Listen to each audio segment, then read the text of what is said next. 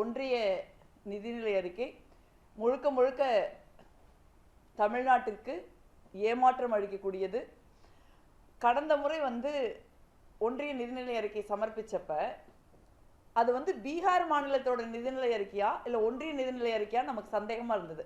அந்த அளவுக்கு பீகார் மாநிலத்திற்கான திட்டங்கள் அறிவிக்கப்பட்டிருந்தது. ஏன்னா சில மாதங்களுக்குள்ள பீகார் மாநிலத்தில் தேர்தல் நடக்கிற மாதிரி இருந்தது.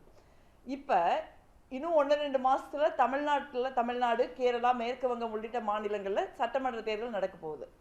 ஆனால் இப்போ இருக்கிற நிதிநிலை அறிக்கையை பார்த்தா இது தமிழ்நாடு நிதிநிலை அறிக்கையா, கேரளா நிதிநிலை அறிக்கையா, இல்லை வெஸ்ட் பெங்கால் நிதிநிலை அறிக்கையான்னு பார்க்க வேண்டிய தேவையே இல்லை. ஏன்னா இந்த மாநிலங்களுக்கு எவ்விதமான முக்கிய திட்டங்களும் அறிவிக்கப்படவில்லை. இந்த மாநிலங்களில் தமிழ்நாடு உட்பட மாநிலங்களில் நம்ம ஜெயிக்க மாட்டோம் அப்படிங்கிற முடிவுக்கு பாஜக வந்துட்டாங்க அப்படிங்கிறது இது ரொம்ப தெளிவாக நமக்கு தெரியுது. ரெண்டாவது தமிழ்நாட்டிற்குன்னு பார்த்தீங்கன்னா பெரிய திட்டங்களே இல்லை. வழக்கமாக திருக்குறள் சொல்லுவோம், குறைஞ்ச ஒரு திருக்குறள் கூட கிடையாது.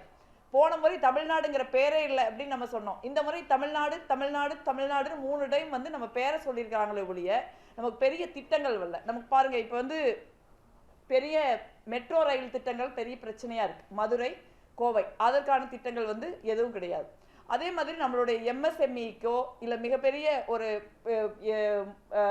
நீங்கள் ஏர்போர்ட், பெரிய எக்ஸ்பான்ஷனான ஏர்போர்ட் வேணும்னு தமிழ்நாடு அரசாங்கம் கேட்குறாங்க, அதுக்கு திட்டங்கள் கிடையாது.